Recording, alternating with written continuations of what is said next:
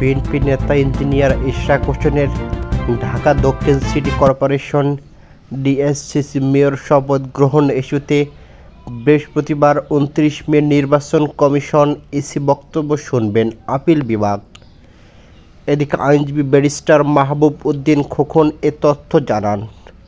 একই সঙ্গে বিএনপি নেতা ইশরাক হোসেনকে ডিএসসিসির মেয়র হিসেবে শপথ না পড়ানোর নির্দেশ চেয়ে দায়ের করা রিট খারিজের আদেশের বিরুদ্ধে লিভ টু আপিলের শুনানি হবে ওই দিন। এদিকে বিচারপতি ডাক্তার সৈয়দ রেফাত আহমেদের নেতৃত্বে ৭ বিচারপতি আপিল বেঞ্চ এই আদেশ দিয়েছেন। এদিকে শুনানিতে নির্বাচনী ট্রাইব্যুনালের রায়ের নানা অসঙ্গতি তুলে ধরেন রিটকারী আইনজীবী। পাল্টা জবাবে ইশরাকের আইনজীবী বলেন, আদালতের রায়ের আলোকে গ্যাজেট প্রকাশ করেছে ইসি, রায়ের বিরুদ্ধে আপিল করা হবে না বলেও সিদ্ধান্ত নিয়েছে নির্বাচন কমিশন।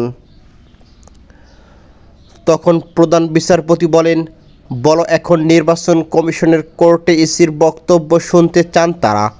পরে শুনানি শেষে বৃহস্পতিবার পর্যন্ত মুলতবি করেন সর্বোচ্চ আদালত।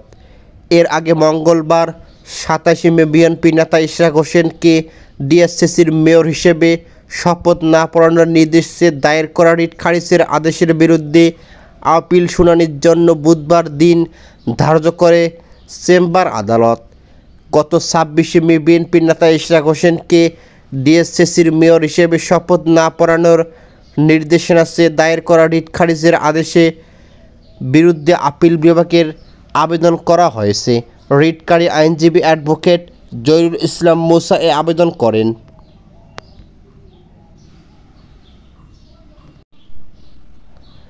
এদিকে বিএনপি নেতা ইশরাক হোসেনকে ঢাকা দক্ষিণ সিটি কর্পোরেশনের ডিএসসিসির মেয়র হিসেবে শপথ পড়ানোর দাবিতে শনিবার ফের অবরোধ কর্মসূচি পালন শুরু করেছে তার সমর্থকরা।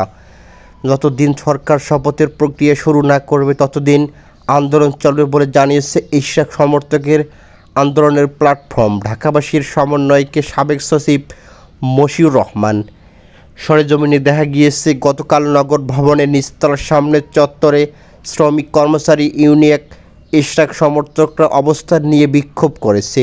শনিবার সকাল থেকে আন্দোলনকারী নগর ভবনে অবস্থান নিয়েছেন। এ সময় প্রধান ফটক ও ভবনে তালা দেওয়া ছিল। নগর ভবনের নিচতলার সামনে চত্বরে অবস্থান নিয়ে বিক্ষোভ শুরু করেছে শ্রমিক কর্মচারী ইউনিয়ন সহ ইশরাক সমর্থকরা। ফলে সেবা প্রার্থীরা সিটি কর্পোরেশনে এসে ফেরত যাচ্ছেন।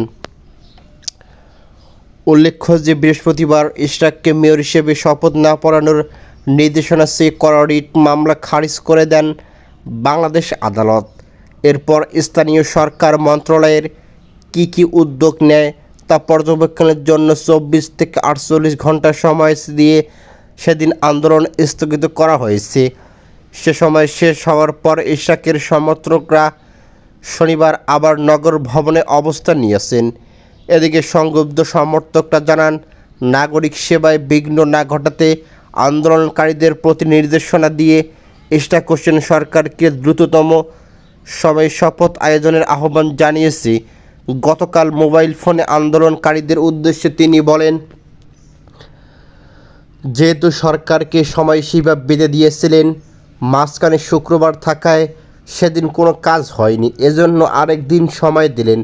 এর মধ্যে যার যার কাজ যেটা আছে সেটা সম্পূর্ণ করেন। সরকারের গাফলতির কারণে নগরবাসীর যাতে কোনো কষ্ট না হয় সে বিষয়ে সংশ্লিষ্টদের খেয়াল রাখতে বললেন। এদিকে ঢাকা দক্ষিণ সিটি কর্পোরেশনের জনসংযোগ কর্মকর্তা মোহাম্মদ রাসেল রহমান সাংবাদিকদের বলেন, গত কয়েকদিনের মতো আজও গতকাল নগর ভবন তালাবদ্ধ ছিল। এ কারণে কোনো কার্যক্রম পরিচালনা করতে পারেনি।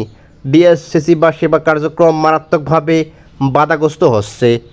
তিনি বলেন, অনেকেই ভেবেছিলেন গতকাল তারা অফিস করতে পারবেন। অন্যান্য দিন বেশিরভাগ কর্মকর্তা কর্মচারী অনুপস্থিত থাকলেও গতকাল বেশিরভাগই উপস্থিত হয়েছিল। তবে নগর ভবনে তালা মারা থাকায় সবে ফিরে যান। এদিকে এর আগে গত ১৪ মে থেকে নগর ভবনের সামনে ঢাকাবাসীর ব্যানারে অবস্থান কর্মসূচি শুরু করেন ইশরাক সমর্থক ও বিএনপি নেতাকর্মীরা।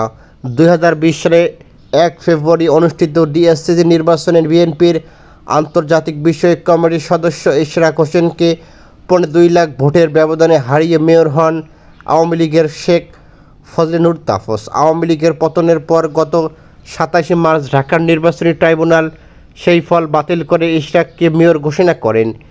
এরপর 27 এপ্রিল ইশরাককে ডিএসসিসির মেয়র হিসেবে গেজেট প্রকাশ করে নির্বাচন কমিশন, কিন্তু তাকে শপথ না পড়ানো হয়। সেজন্য গত 14 মে হাইকোর্টে রিট আবেদন করেন ডিএসসিসির বাসিন্দা ও সুপ্রিম কোর্টের আইনজীবী মোহাম্মদ মামুনুর রশিদ। এরপর রিট মামলার ওপর গত সপ্তাহের মঙ্গল ও বুধবার কয়েক দফা শুনানির পর বৃহস্পতিবার তা খারিজ করে আদেশ দেন বিচারপতি মোহাম্মদ খারিজ।